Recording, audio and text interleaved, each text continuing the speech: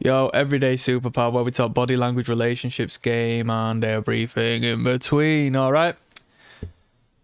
Topic of discussion. Give her direction. Give her direction. Think about that. Give her direction. But she's already got direction. She's already got a job, a career. She's got her hobbies. She's got her friends. What do you mean, give her direction? I mean, in an optimal sense, in a higher valued sense, if this isn't you now, this should be you in the future. It's not a matter of you entering her world. She optimally will leave her world and enter yours, because yours is more fascinating, more adventurous, more exciting, more bright of a future. You take leadership through whichever means you deem necessary. And every time you take leadership in your relationship, when you are decisive, when you take action, when you give order, when you make sacrifices, yet you stand strong and sturdy like the boss you are of the household or the household to be, it's never going to be a problem to her. You're only going to elevate your value. You're only going to withhold and uphold the values necessary, biologically speaking, for her to continue being in feminine position.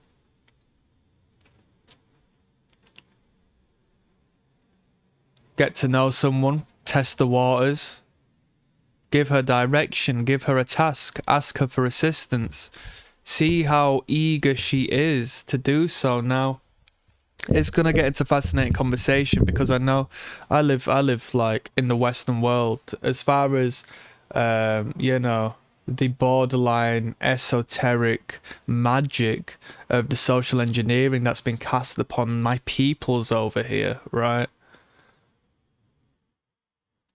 There's a shroud of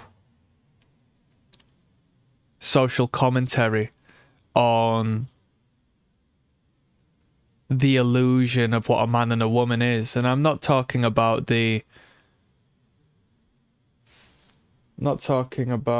one moment, the gender issues, right? That's not an issue. That, there's nothing to argue with there. Like, it's simple, isn't it? But I'm talking about where a woman is to perceive herself in relation to the man. We're not being taught or acknowledging the reality of what is, and the reality of what is manifests itself in every relationship you've ever seen. If we play by the rules as to which we are given, you find the divorces, you find the arguments, you find the infidelity, you find the problems because the man is told he must act in a particular way and the woman must believe she is that of a different way. We're not told about the reality. It's deemed out of date, traditional, from a religious context, that which is rooted historically.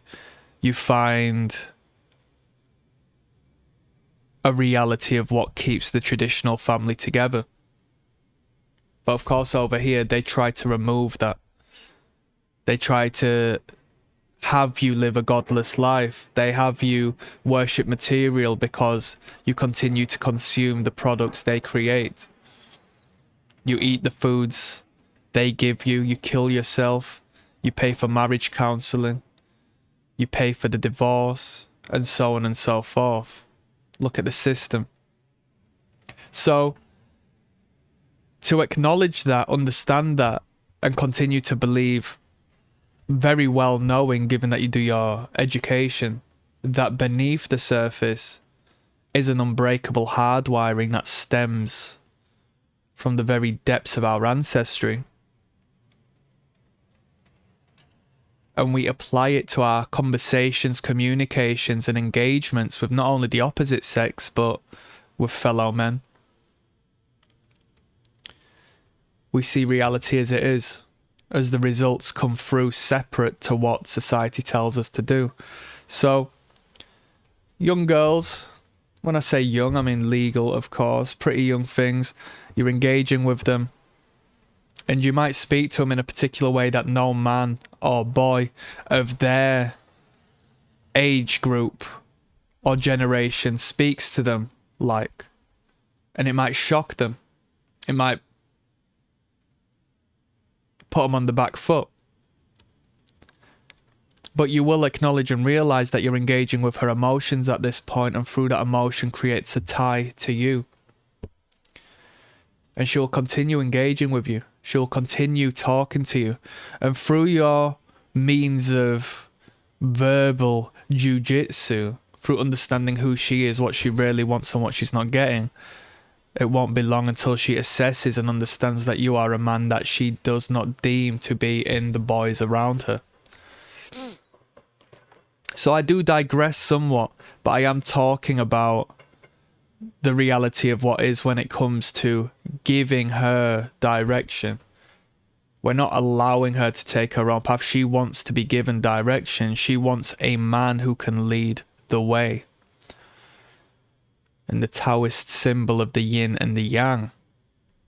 The yang is represented as the masculine, and the masculine is the light. So be the light to her darkness. We are the sun to her moon. Isn't that beautiful? That doesn't diminish your power in the beautiful feminine. It just allows us to have separate magnetic forces that come together and work well as a unit. Whereas if I diminish my value of what I truly am and who I am because it's offensive or it's deemed toxic, then oddly enough, I never engage with any women, and I continue to reside in this cesspool of men who promote the same groupthink, and we're all just oddly not very fortunate with women, and I wonder why. She wants you to have leadership. She doesn't want to see her husband, her boyfriend, someone she's attracted to, come in second place, third place, fourth place. She would rather see him being first place, owning a business as opposed to submitting to a business, creating and developing as opposed to residing and rotting, because that man is moving forward. That man, if not is number one, has potential to be number one. And this is the leadership she seeks out for. The man has the testosterone, and the testosterone creates the ambition and the need and the necessity to be number one. So we can talk about why are all the CEOs men and stuff like that. Well, it's just rooted within their biological reality. They have the drive, the ambition and the strength at the upper echelon. I'm not saying women can't compete, but when it comes to the higher tiers of this game, you know what men are willing to sacrifice.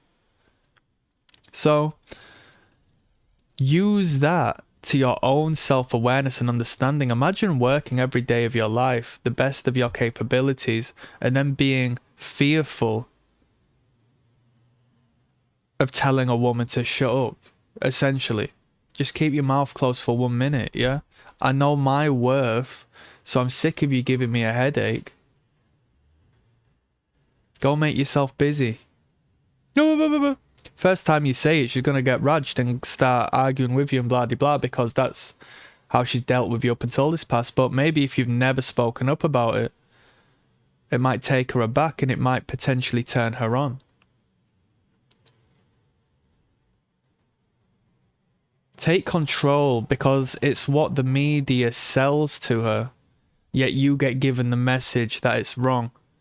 If you look at the fantasy erotica women are fascinated in, such as the most popular one, 50 Shades of Grey, the man is a leader, the man is dominant, the man has a dark side, he is powerful, strong, and he is not this soft puddle of what you are told you should be.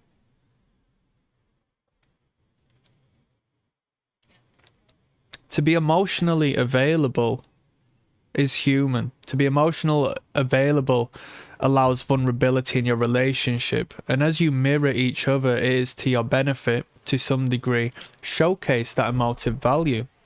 You know, men will say, oh, that's wrong, that's not masculine and so forth. But you as a man have emotion because you're a human being. So the fact that you have to hide it away from the world and box it up only means it will express itself through other sinister means, right? To understand it allows you to control it.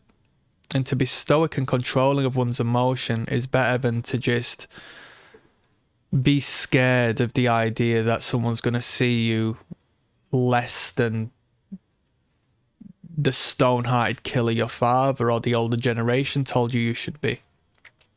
Real talk. The most feminine men are the ones who pose as the most masculine because you're so scared of yourself that you have to wear a mask. That's weakness. If you look at the young kids in the street gangs, overtly feminine, masquerading as this overt portrayal of masculinity. They're the most emotional. How angry do they get? Is anger not an emotion? Growing up in single mother households, fathers not present, absorbing all of that feminine energy and taking it out into the streets to find that masculine figure because there's a hurt child there. That's not a man. So see things as their counter opposite. Now, I know I've sort of gone off tangent a little bit, but I'm just saying that to say this.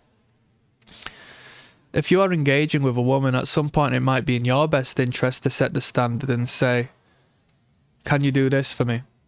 Give her a task, give her something that stimulates her imagination. Get her to write you a little bit of poetry if she's into poetry.